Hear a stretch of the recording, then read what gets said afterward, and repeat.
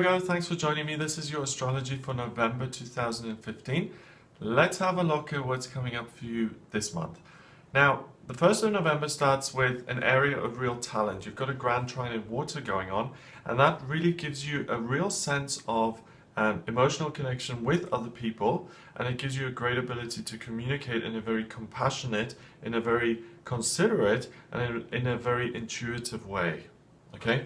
Don't go into trying to manipulate situations, but see how you can be of service and how you can help and how you can take care of people, and you'll really come across in a beautiful way. Mercury goes into Scorpio on the 2nd of November, so that tendency really continues and strengthens. And Mercury is the planet of communication, it's your ruler, and because it's sitting in Scorpio this month, or for a large chunk of the month anyway, it's a time of having great emotional insight and great emotional depth. As a Virgo, you focus pretty much on practical things and real information, and you'll notice that at the beginning of this month and even Halloween last month, you were very, very intuitively sensitive, and that you found lots of emotional messages coming through, which you don't always. So the focus has been on spirituality. It continues, and it actually strengthens on the 3rd, because what happens is that Neptune, the planet of dreams and water, starts to trine your Sun, which is in Scorpio in your 3rd house of communication. Virgo, you in particular are going to find that you have huge, massive, intuitive insights around other people. So when you connect with another person, you'll either just know how they're feeling, or you know what they're thinking, or you know what they're like. You'll get that sense of, I just know. And you'll be able to communicate in a very profound way, and it's almost like you can give people what they need. So you're a giver, you're someone who's in a position to really be of help, and who can really communicate some of the more difficult and darker stuff of life as well, without shying away from it and without getting scared off. The moon starts to trine Uranus on the 4th of November. The moon is in Leo in your 12th house, and what you feel is a great sense of spiritual fire at the moment. I think you feel very much alive. I think your connection with spirit and the universe, or God, whatever you want to call it, is really, really alive. And that kind of connection can come and go. You know, sometimes you feel like, oh yes, you know, I feel what the universe has in store for me. And other times it's like, you know, that door is closed. It comes and goes. Right now is a really good time for that. When it trines Uranus and Aries in the 8th, it's interesting because the pitfall, the danger that you have to look out for, Virgo, is you think, or you're likely to think, is that you have a lot of the answers, and that you can direct other people and start to control them in some way, or direct them and tell them what they ought to be doing. Now, that's not something that you're totally unfamiliar with. As a Virgo, you do kind of think you're right and that you have all the answers. But I don't think, as a rule, you tend to assert yourself in that way. And you're tapping into that Scorpio Sun very, very strongly, and you're exerting emotional control of other people. That usually gets their backs up and makes them react. So if you want harmonious communications with people, don't tell them what to do. You can guide them, but you don't prescribe. Jupiter starts to trine Pluto. Well, it has trine Pluto since the 8th of September, and it continues that relationship until the 20th of November, but the 5th and the 6th is very, very strong in terms of that trine. Now, you have got a lot going on in your 1st house of self this month, Virgo. So you're going to have a really strong sense of yourself. You're going to be very certain of yourself. You've got your moon in Virgo, Jupiter, Mars, Venus, and your North Node all in Virgo. So that's 5 things there in your 1st house. Okay? So again, I'm right, you're wrong. That's very, very likely to happen. Pluto is rebirth and new life coming into your relationships, and coming into your fun sector, and coming into even your connection with children. And what you're going to do is you're going to apply yourself to working at those areas, because you feel this sense of self. So it's not that you have this massive ego and that, you know, you're becoming some megalomaniac. but it's that you feel confident in yourself, confident enough to be able to say, yes, I am worth a positive relationship. I can have fun in my life. I'm allowed to have fun in my life. And I'm going to work at finding that. My life doesn't just have to be work, and it doesn't just have to be, health and getting things right and being critical and organizing everything. I'm allowed to have some fun, and I'm going to work at doing that. So good for you, Virgo. That's great. On the 7th, there's a yod in your chart. And I don't speak about these a lot because they're very rare. And a yod is like the finger of God. It's a very karmic, very strong influence. And this is between Jupiter and your Sun. They sextile and they culminate in Uranus in your 8th house of other people. It's tricky, okay? Because what your real gift and what your real talent is and what you're kind of going to have to examine is this real sense of assuredness and the ability to communicate on an emotional level. And the way to use that is to allow yourself to take a risk and to make yourself vulnerable so that you can find a romantic relationship, an intimate personal relationship if you want it. So this isn't like, this isn't like two people in the park in springtime with butterflies and pink blossoms floating down on their shoulders and then, eyes meeting and they're just kissing and just all, it's all fairy dust and all sprinkly and all beautiful. This is more like, I am someone who's been through the mill in many ways. I've got my own issues, I've got my own pain. I'm willing to go out there again and to face relationships and other people and to drive myself forward and to make it happen. And it doesn't feel right, does it? It feels kind of like you're on a crusade. It feels a little bit like you're setting yourself up for some sort of martyrdom. And I feel for you, Virgo, that there's a sense of OTT-ness about you. OTT is over the top. Okay? So I think your heart's in the right place, but your delivery is a little bit off. And like they say, the road to hell is paved with good intentions. So take it easy, okay? Kind of deflate your sense of perfection a little bit and just kind of come back to reality. So your moon and your Uranus, they oppose each other. Financially, I think you're doing very well. I think in terms of your relationships, that's a bit of a struggle. But I think what you should be focusing on is having fun, okay? So allow yourself to relax. Say, rather than apply myself and martyrdom myself, whatever, just how can I lighten up a little bit in November and just enjoy myself? I think that's good advice for you for November because things are going to seem very serious. Venus goes into Libra on the 9th of November. And Venus beautifies your financial life. I think financially, you're going to enjoy a lot of harmony. I think you'll have the funds to buy yourself something nice, something beautiful that you've always wanted. But I think your bank account in itself, your bank balance is going to look beautiful and you're going to be very, very pleased with it. So that's nice. Neptune trines the moon on the 10th of November. Neptune's up there in your 7th house of relationships. And the moon is in your 3rd house of communication. Okay. You're really going to understand something about someone else today.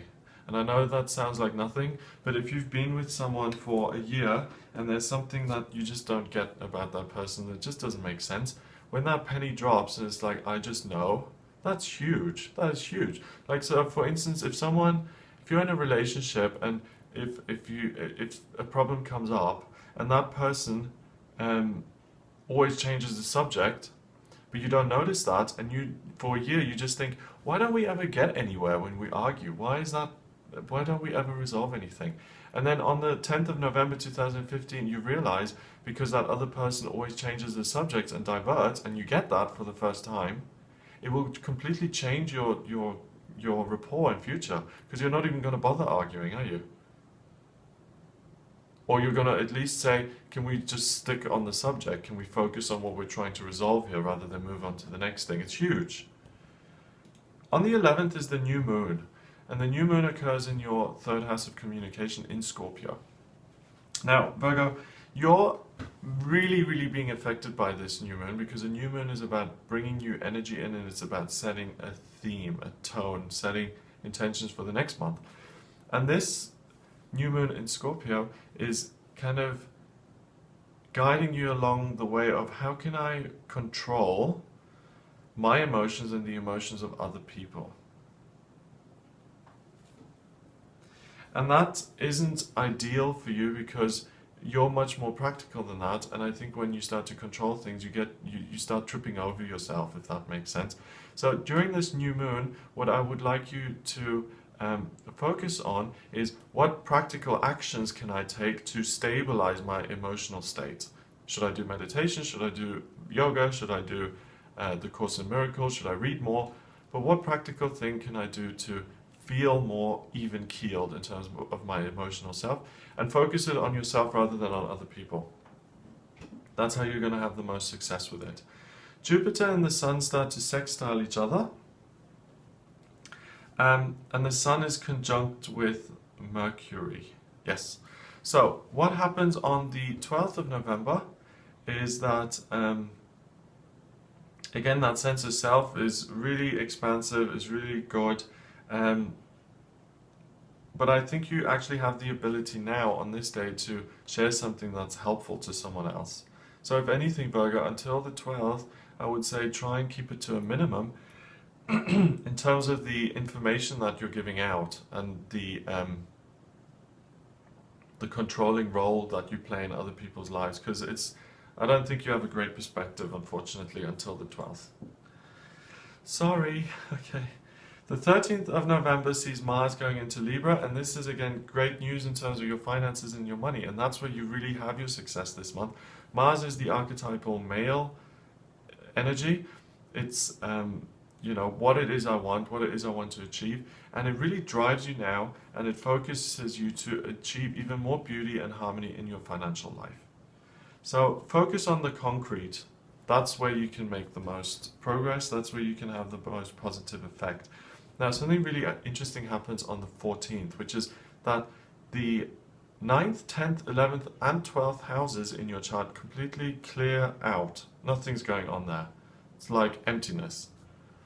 And that sector is very much about transcending the self and learning to overcome and leaving the self behind to be of service and to be useful.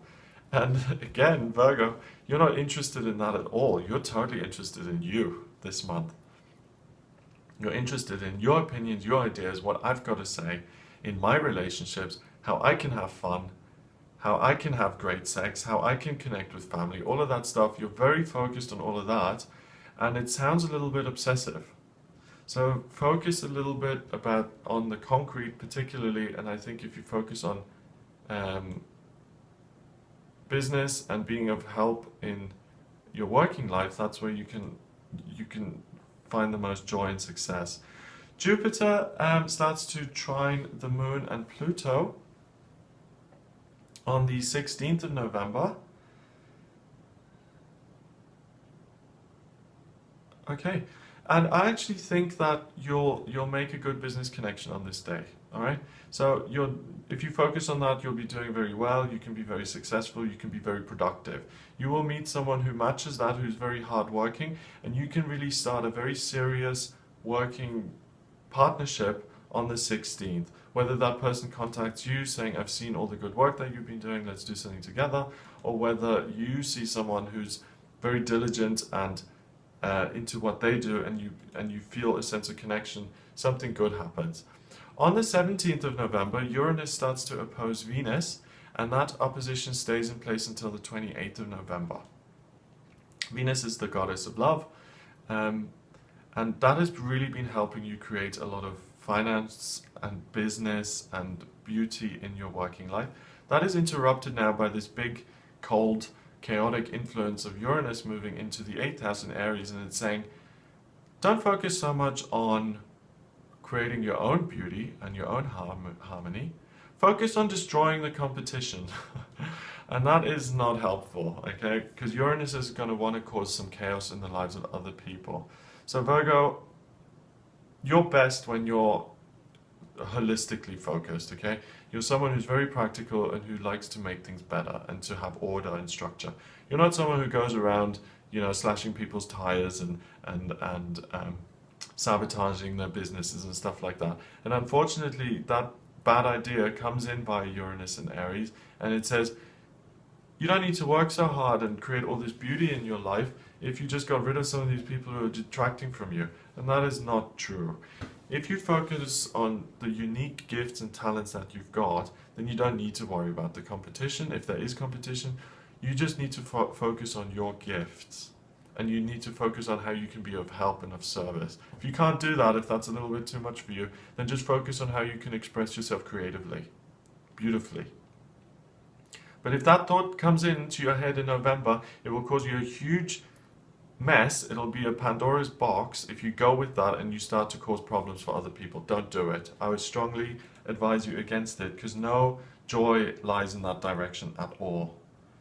Now, okay, the moon starts to square some of your other stuff here on the 19th of November, namely your Sun and your Mercury in Scorpio in your 3rd, Midheaven and Saturn in Sagittarius in your 4th.